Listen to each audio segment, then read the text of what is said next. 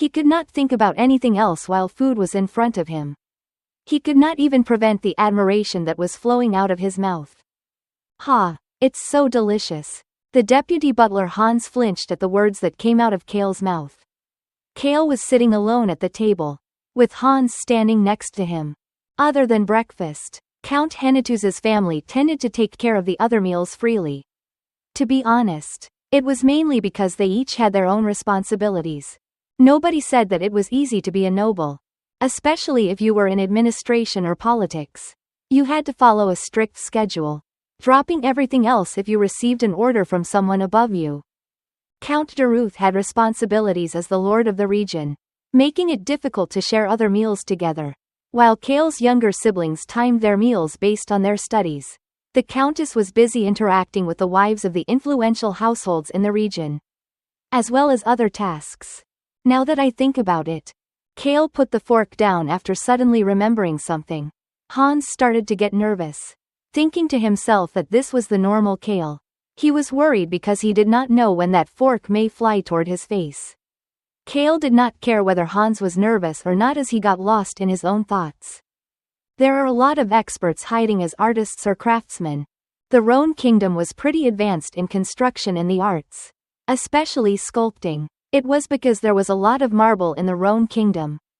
Thanks to that, the Hennetus region became the 5th best marble mining region, bringing in a lot of money. Furthermore, a mountain range took up most of Count Hennetus's region. Even though it was located in the northwest, the mountains were extremely fertile, allowing the residents to grow grapes in between the mountains for wine. Although there was not a large quantity of wine from these fields, it were still treated as one of the best wines in the entire continent. However, Kale's mind was filled more about the strong individuals, and not these facts. He had even missed lunch as he sat in the study thinking about that all day. Why are there so many experts on this stupid land? This isn't the Murum. There were so many hermit experts here like in the Murum. That was why Kale came to a conclusion. Do not mess with just anybody. An average-looking chef could be a poison expert, and the person working in the repair shop could be someone who viciously killed people with his wires. This was that type of land. Sigh. A deep sigh came out of Kale's mouth. He had just completed his plan to prevent himself from dying and living peacefully. Young master, Kale, who wanted to let out another sigh, turned his gaze to the source of the cautious voice. It was the deputy butler Hans. What? Should I get them to make something else? Huh? Hans held back his sigh after seeing Kale frowning and opening his eyes widely. He was thinking that Kale would now flip the table. Hans didn't know why the Count would assign him to take care of Kale, but held back his rising despair as he waited for Kale's response. And Kale did respond. Why would you remake something this delicious? Excuse me? Kale picked his fork back up and sliced the meat. Dinner was even fancier than breakfast. It was not delicious because he had never had something like this when he was still Kim Rok-soo, but because it was an extravagant taste. Even for the original Kale. Kim Rok-soo didn't know how Kale grew up, but the original Kale had issues with anything that was not fancy. He liked that fact quite a bit. Everybody knew that was the case and only brought the best of the best. Kale put a piece of the well-cooked, but still juicy, piece of steak in his mouth as he asked Hans. His attitude was one that said he did not care about etiquettes at all. Hans, who made this meal? Ah, it was second chef Beecrox. Kale suddenly lost his appetite. Beecrox. He was clean-cut and was the son of the servant Ron. However, unlike his father, he specialized in the way of the sword and not assassinations. Beecrox was also obsessed with cleanliness and sharpened his spotless blade every day, using that same sword to slice the heads of his enemies off their bodies. He also specializes in torture. That kind of guy ends up admiring Choi Han's sword skill and chooses to follow him. His father Ron makes a deal with Choi Han to help him, and chooses to leave with the two of them for the sake of his son. Although he may not look like it, Ron cherishes his son quite a bit. Kale looked down at the medium-rare steak that was still slightly pink on the inside and gulped a few times. I can't allow my blood to shed like this steak. He turned his gaze toward Hans, who was still looking at him before cutting another piece of steak and putting it in his mouth. It is delicious. He is Ron's son, right? I did not know he was such a talented chef. I will deliver your message to Chef Beecrox.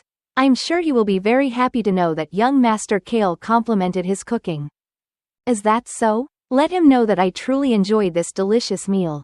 Yes, sir. Hans was looking at Kale with a stiff expression. But Kale had made up his mind.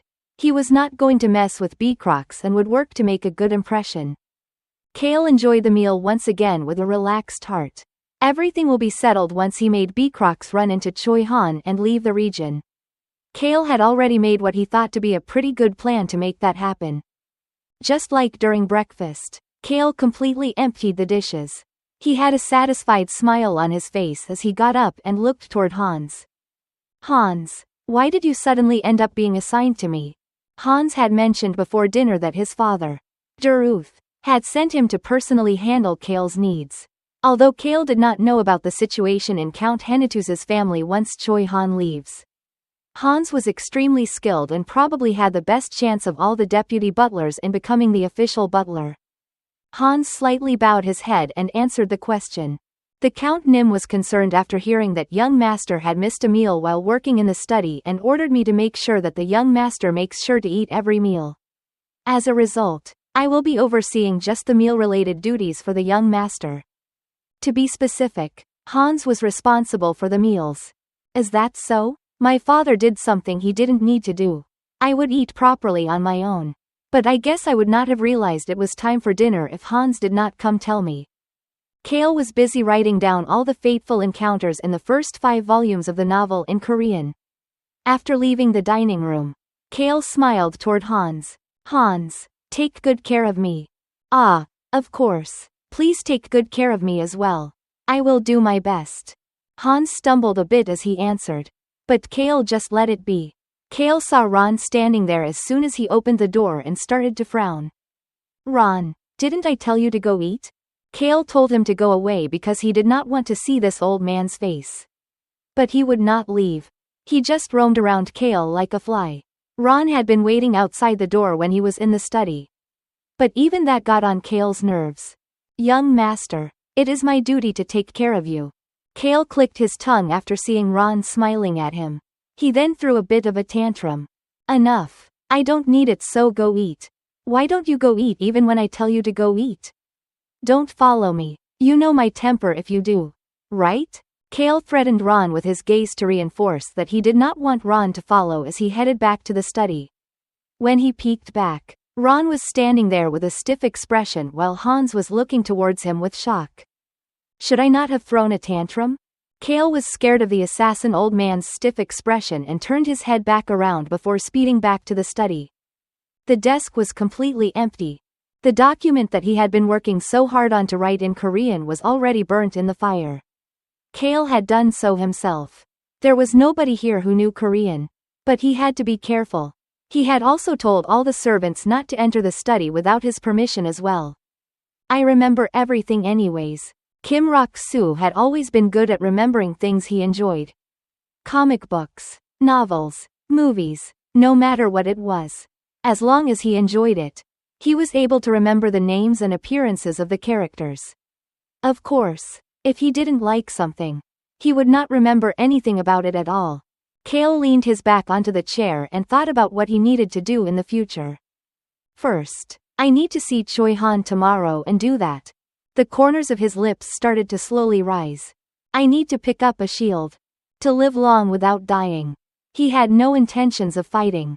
In order to achieve that goal, the first step was raising his defenses. Second was finding a recovery method. Third was being faster than anybody else. Fourth was a strength that does not hurt him but can kill others. Of course, the most important thing was to avoid the battlefield or anywhere where there may be bloodshed. Kale thought about these so-called plans of his as he slowly closed his eyes with satisfaction. He was thinking about it even as he fell asleep. At least, I will not be beaten up even when the time comes for it in the novel. The indestructible shield. Kale was thinking about this first shapeless strength he was going to get as he fell asleep. The corners of his lips that had gone up did not seem like they would ever come down. Fateful encounters did not have an owner. It was a first-come first-served type of deal. The important day. What did he need to do in order to calm his nerves and be successful? Kale thought the first step was to have a hearty breakfast. He felt like the only thing he did after coming to this world was eating. But he was going to enjoy the meal since he will be busy for a while starting tomorrow. Ahem. I heard you fell asleep in the study last night. It somehow ended up that way. He casually answered his father's question and continued to focus on the food. The fact that he did not even look at his father probably seemed rude. But it was fine since he was known for being the trash. Kale finished eating first and stood up. The screeching noise of the chair made everyone focus on him. I will head out first. It was not proper etiquette. But Kale's father Daruth just seemed to like his son no matter what. He looked back and forth at Kale and the empty plates before starting to smile. Sure, go ahead. Thank you. Kale needed to quickly leave because he had a lot of things to do today. But Daruth held him back for a second. You don't need any allowance today? I do need some. This really was a family with a lot of money. Kale held back his smile after hearing that his father will send him the allowance through Hans and left without even saying thank you. He did make eye contact with his brother, Basin, for a moment, but Kale just ignored it and headed toward the dining room door. He saw that Ron was following him and shooed him away. Ron, I'm going out. Don't look for me. Don't look for me. That was Kale's code for letting Ron know that he was leaving the estate that was located near the rear of the city to go drinking. Whenever he did this, Ron just smiled and told him to have a safe trip. Will you not go to the study today? But for some reason, Ron asked a rare question today. Kale started to frown.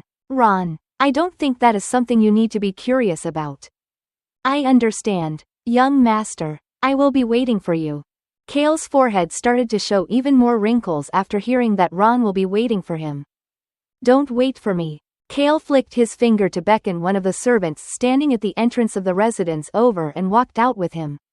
Kale still seemed angry, so that servant did not say anything as he followed behind Kale. Once he exited the residence, he could see the garden and the gate of the exit farther away. It was only then that Kale let out a sigh and peeked backwards.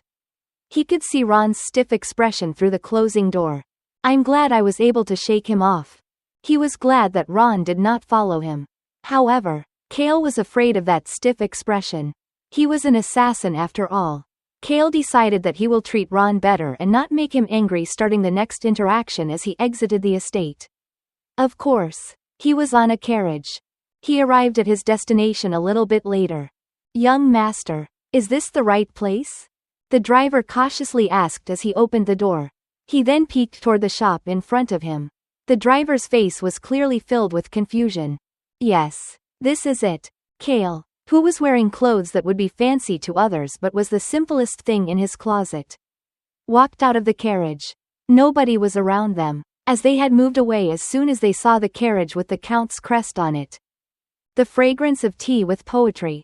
It was a tea shop that allowed you to read poems while drinking tea. This clean three-story building looked to be pretty expensive. It was true that the owner of the shop was very wealthy. In fact, as the bastard son of a concubine of a large merchant guild, he was even wealthier than Kale. The only thing was that he was living here while hiding that identity. If I recall correctly, the owner goes to the capital around Volume 3 to meet Choi Han there. It is there that he claims that he may be a bastard son of a concubine of the merchant guild, but that he will become the owner of the merchant guild. The man who shouts and swears to Choi Han that he will become the owner of the merchant guild. Kale only read the first 5 volumes, and thus did not know if the man ever ended up becoming the owner of that merchant guild. But since he was one of the main character's partners, he probably will succeed. Kale looked toward the driver who was sweating like a hog and gave an order. You can leave now. Excuse me? Are you going to make me say the same thing twice? Know that. Do I not need to wait for you, young master? Kale casually answered as he opened the door to the tea shop. Yeah, I'll be here for a while. Gulp. He could hear the driver's gulp behind him. But a much clearer and pleasurable noise filled Kale's ears. Clang. A quiet but clear bell sound announced Kale's entrance into the tea shop. Kale stood at the entrance and looked around the tea shop. It was still early, and there were not many people there. Kale could see that all of them were shocked to see him there. Well, the novel did say there was nobody in this region who did not know about Kale. He was public enemy number one for the merchants because he had a tendency to break everything in their shops. Welcome. However, the owner of this shop warmly welcomed Kale in. Kale looked toward the baby pig-like man who welcomed him in from the counter. He must be the owner. The wealthy bastard. Billows. His round face and full body definitely looked like a baby pig like the novel described. His charm was his extremely bright smile. He looks like a piggy bank. Kale took out a gold coin and put it on the counter as he ordered. I plan on staying on the third floor all day today. Billows stared at Kale with a smile on his face. Kale pretended not to notice as he pointed to the bookshelf. Any tea that is not bitter. Do you have novels here too or just poems? Clang. The sound of someone putting their teacup down rang through the shop. Kale just thought of it as someone putting the teacup down hard and looked toward Billows. He preferred novels to poems. Of course. We have a lot of novels as well. Young Master Kale. Really? Then send up the most interesting book and a cup of tea. Yes. I understand. Kale's gold coin fell onto Billows's chubby hands. Kale turned away as Billows tried to give him change. I'll drink more tea later so just keep it. But it is still too much. Young master. A gold coin was worth 1 million gallon. Having that coin. That was worth 1 million Korean won. Kale did something that he had always wanted to try. I have a lot of money. Consider it as your tip. Talking about how rich you are. Who cares if Billows actually has more money than he does? He also knew about many fateful encounters that will earn him a lot of money. Kale tried to look cool as he pointed toward the tables on the first floor with his chin.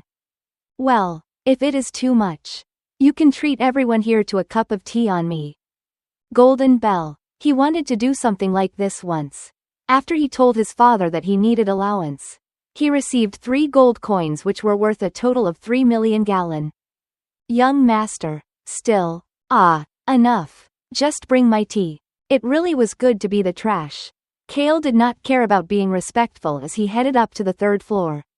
He could hear whispers coming from behind him. But he did not need to care because there were already enough rumors about him. The trash of the Count's family.